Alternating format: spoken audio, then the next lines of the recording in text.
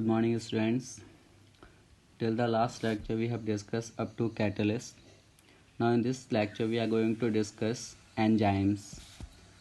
Enzymes are also known as biocatalysts. Biocatalyst इसलिए क्योंकि ये बायोकेमिकल रिएक्शंस को करवाते हैं, मतलब वो रिएक्शंस जो ह्यूमन बॉडी में या प्लांट्स में होती हैं, उन रिएक्शंस को करवाने के लिए जो कैटलिस्ट होते हैं उन्हें हम एंजाइम्स बोलते हैं। एंजाइम्स की अगर हम केमिकली डेफिनेशन दें तो एंजाइम्स क्या होंगे? दीज आर नाइट्रोजनस कॉम्प्लेक्सेस, मतलब इसके अंदर जो नाइट्रोजन एलिमेंट होगा उसका कोई कॉम्प्लेक्स होगा। तो enzymes are nitrogenous complex produced in plants and animals. तो ये नेचुरली अकरिंग सब्सटेंसेस होते हैं जो प्लांट्स और एनिमल्स में प्रोड्यूस होते हैं एंड कैटलाइजेस बायोकेमिकल रिएक्शंस। और बॉडी में जो रिएक्शंस होती हैं, एनिमल बॉडी या प्लांट्स बॉडी, उन्हें हम बायोकेमिकल रिएक्शंस कहते हैं, तो उनको ये कैटलाइज करते हैं। नेक्स्ट, एंजाइम्स बने किस चीज़ के होते हैं? These are made up of globular protein. Biomolecular chapter में हम पढ़ेंगे प्रोटीन्स मेनली 2 टाइप्स के होते हैं, फाइब्रस एंड ग्लोबुलर। तो उसमें से जो ग्लोबुलर प्रोटीन होता है उनसे ये एंजाइम्स बने होते हैं। तो एंजाइम्स की अगर हम डेफिनेशन दें तो नाइट्रोजन कॉम्प्लेक्स बनते कहाँ पर हैं? प्लांट्स और एनिमल्स में। और बॉडी में, प्लांट्स बॉडी और एनिमल बॉडी में जो बायोकेमिकल रिएक्शंस होते हैं उनको एंजाइम्स कैटलाइज करते हैं। फॉर एग्जांपल, हमारी बॉडी में जो डाइजेशन का प्रोसेस है, प्रोटीन का डाइजेस्ट होना, फैट का डाइजेस्ट होना, इन सब प्रोसेस को करवाने के लिए एंजाइम रिस्पॉन्सिबल होते हैं। इवन हमारी बॉडी में जितने भी सब्सटेंसेस फॉर्म होते रहते हैं, प्रोटीन्स या कोई भी और इम्पॉर्टेंट सब्सटेंस, उसके लिए भी एंजाइम रेस्पॉन्सिबल होते हैं। एंजाइम कैटलाइज कुछ रिएक्शंस के एग्जांपल है हमारे पास। Inversion of cane sugar. Cane sugar में अगर हम वाटर ऐड करते हैं तो केन शुगर 2 पार्ट में ब्रेक हो जाता है, ग्लूकोज में और फ्रक्टोज में। इस पूरे प्रोसेस को हम बोलते हैं इन्वर्जन ऑफ केन शुगर। तो केन शुगर या सुक्रोज को ग्लूकोज और फ्रक्टोज में ब्रेक करने के लिए जो एंजाइम यूज होता है दैट इज इन्वर्टेज। ग्लूकोज और फ्रक्टोज के मॉलिक्यूल में अगर हम जाइमेस एंजाइम ऐड कर दें तो जाइमेस एंजाइम ग्लूकोज को कन्वर्ट कर देता है इथाइल अल्कोहल में। तो केन शुगर का जो हाइड्रोलिसिस है, इन्वर्जन है, उसमें जो एंजाइम यूज हुआ दैट इज इन्वर्टेज। और नेक्स्ट एंजाइम जो जाइमेस है दैट इज कन्वर्टिंग ग्लूकोज और you can take here fructose into ethyl alcohol. ऐसे एक और एग्जांपल है हमारे पास। हमारी बॉडी के अंदर यूरिया का जो डिकम्पोजिशन होता है in ammonia and carbon dioxide, उसके लिए जो एंजाइम रेस्पॉन्सिबल है दैट इज यूरिएस। तो एंजाइम के नेम के एंड में हमेशा एस वर्ड आता है and in most of the cases enzyme के नेम जो होते हैं वो रिएक्टेंट पे बेस्ड होते हैं। जिस रिएक्टेंट पे ये वर्क करते हैं उसी से इनका नेम मोस्टली डिराइव होता है। हर बार नहीं, लेकिन ज़्यादातर केसेस में एंजाइम का जो नेम डिराइव होगा वो उसी से होगा जिस पे वो वर्क करेंगे। फॉर एग्जांपल यूरिएस, क्योंकि ये यूरिया को डिकम्पोज करा रहा है।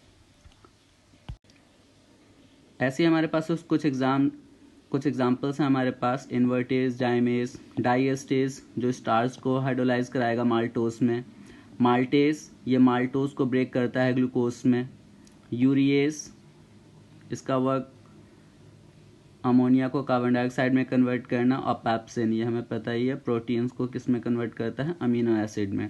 पैप्सिन का जो सोर्स है स्टमक में फॉर्म होता है। यूरिएस ये एक्सटर्नली हम कंज्यूम करते हैं सोयाबीन।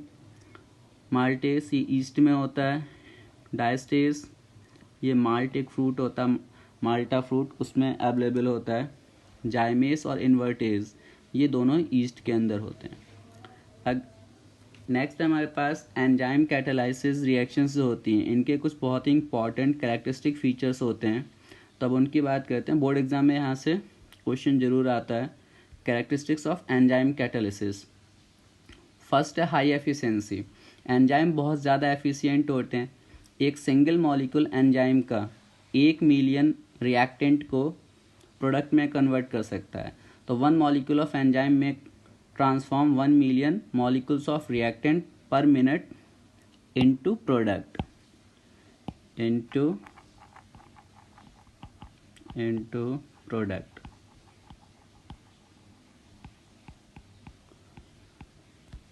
सेकेंड है हाईली स्पेसिफिक। स्पेसिफिक होने से मतलब है कि एक एंजाइम जो होगा वो सिर्फ एक ही केमिकल रिएक्शन में यूज होगा। It can not catalyse more than one chemical reaction, तो एक से ज़्यादा रिएक्शन में हम एक कैटलिस्ट का यूज़ नहीं कर सकते। फॉर एग्जांपल यूरिएस, तो यूरिएस का सिर्फ एक ही काम है, वो यूरिया को कन्वर्ट करेगा अमोनिया और कार्बन डाइऑक्साइड में। उसको अगर हम किसी और रिएक्शन में यूज़ करना चाहेंगे तो वो रिएक्टेंट को प्रोडक्ट में कन्वर्ट नहीं करेगा या फिर वहाँ पे उसका कोई रोल नहीं होगा। थर्ड है highly active under optimum temperature and optimum pH. Optimum temperature वो टेम्परेचर होता है जहाँ पे किसी एंजाइम की एफिशिएंसी, जहाँ पे किसी एंजाइम की एक्टिविटी मैक्सिमम होती है। ऐसे ही ऑप्टिमम पीएच, वो पीएच जहाँ पे किसी एंजाइम की एक्टिविटी मैक्सिमम होगी उसे हम ऑप्टिमम पीएच कहेंगे। और जहाँ पे जिस टेम्परेचर पे मैक्सिमम एक्टिविटी होगी या मैक्सिमम एफिशिएंसी होगी वो टेम्परेचर ऑप्टिमम टेम्परेचर कहलाएगा। हमारी बॉडी के अंदर 293 केल्विन से लेकर 310 केल्विन का जो रेंज होता है वो मैक्सिमम होता है एंजाइम एक्टिविटी के लिए। मतलब ह्यूमन बॉडी के अंदर 293 से लेकर 310 केल्विन का जो रेंज है that is optimum temperature.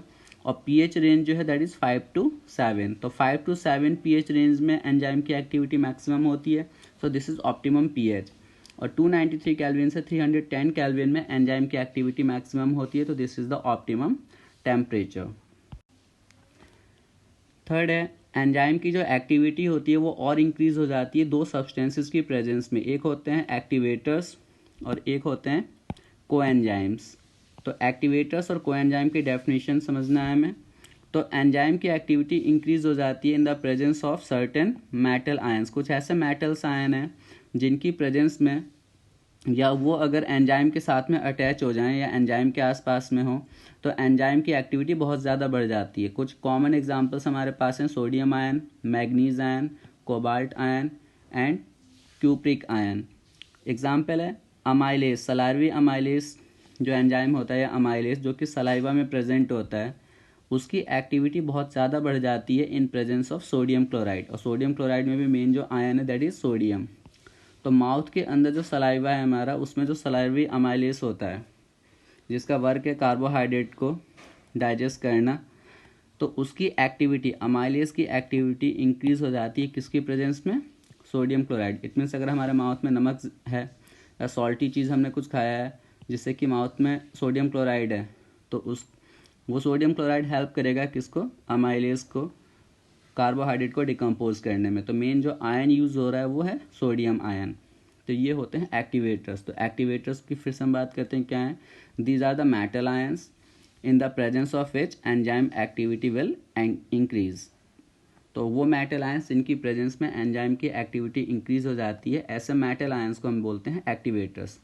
Now coenzyme, coenzyme जो एंजाइम के साथ अगर अटैच होंगे ये यूजुअली नॉन प्रोटीन होते हैं, विटामिन होते हैं, ये मतलब प्रोटीन के बने हुए नहीं होंगे। और ये देखा गया कि ज़्यादातर जो ये कोएंजाइम्स आज तक डिस्कवर हुए हैं वो सब के सब विटामिन है। तो अगर कोई विटामिन का मॉलिक्यूल या कोई विटामिन एंजाइम के साथ में अटैच हो जाता है तो उससे एंजाइम की एक्टिविटी और बढ़ जाती है।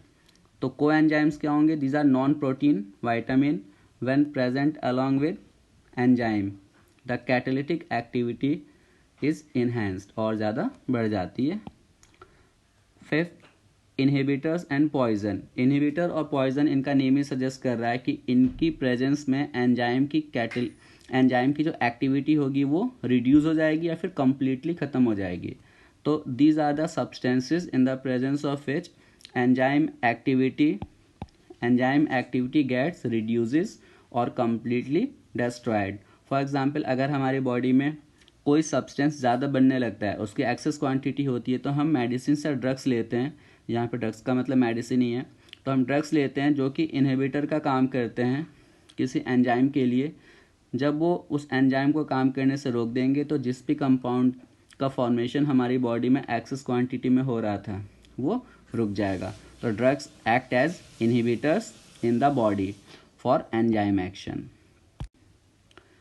अब बात करते हैं mechanism of enzyme catalysis. Enzyme catalysis होती कैसे या फिर कोई भी एंजाइम वर्क कैसे करता है। तो ये देखा गया है कि एंजाइम के सरफेसेस पे बहुत सारी कैविटीज़ प्रेजेंट होती हैं, छोटे छोटे होल्स होते हैं उस पर, और उनके सरफेस पे उनका जो सरफेस होता है उसका एक फिक्स्ड शेप होता है और उसमें डिफरेंट फंक्शनल ग्रुप्स लगे होते हैं जिसे हम एक्टिव ग्रुप्स बोलते हैं। For example amine, carboxylic acid, thiol and alcoholic group. तो ये वो सब ग्रुप हैं जो किसी एंजाइम के सरफेस पे प्रेजेंट होते हैं। एंजाइम के सरफेस का एक स्पेसिफिक शेप होता है और उसमें छोटे छोटे कैविटीज़ होती हैं। तो ये तो सरफेस की बात हो गई कि एंजाइम का सरफेस कैसा होता है।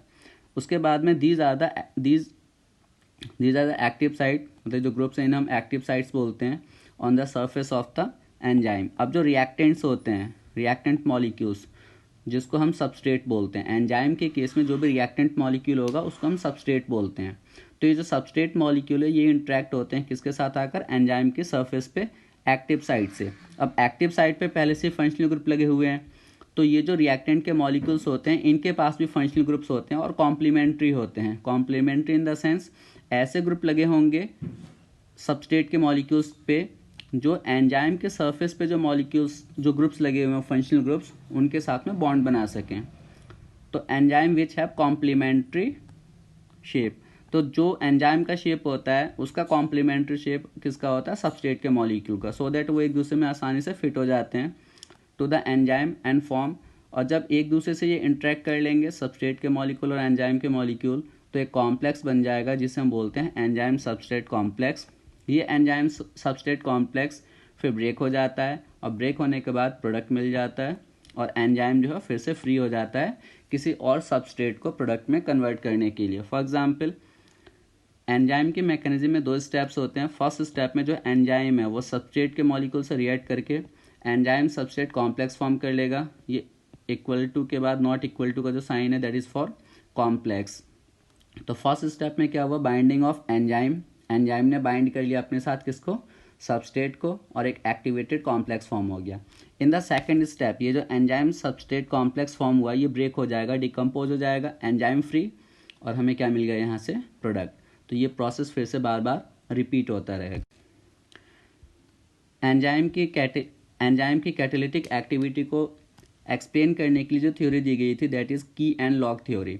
इसमें ये माना गया था कि जो एंजाइम होते हैं उनका एक फिक्स शेप होता है जस्ट लाइक अ की, और जो सबस्ट्रेट के मॉलिक्यूल्स होते हैं वो यहाँ पे उनका भी कॉम्प्लीमेंट्री शेप होता है। जैसे एक स्पेसिफिक की से ही एक स्पेसिफिक लॉक खुलता है, क्योंकि दोनों का स्ट्रक्चर एक दूसरे के कॉम्प्लीमेंट्री होता है, दोनों एक दूसरे में फिट हो जाते हैं। ऐसे ही एंजाइम का जो स्ट्रक्चर होता है और जो सबस्ट्रेट का स्ट्रक्चर होता है वो एक दूसरे के कॉम्प्लीमेंट्री होता है। तो जो सबस्ट्रेट और जो एंजाइम है एक दूसरे में फिट हो जाएंगे। ये एंजाइम का जो एक्टिव साइट है और ये सबस्ट्रेट का एक्टिव साइट है, दोनों एक दूसरे से कंबाइन हो जाएंगे। उसके बाद फॉर्म हो गया हमारे पास enzyme substrate complex. Enzyme substrate complex होता है ये अनस्टेबल होता है, जिसकी वजह से ब्रेक हो जाएगा।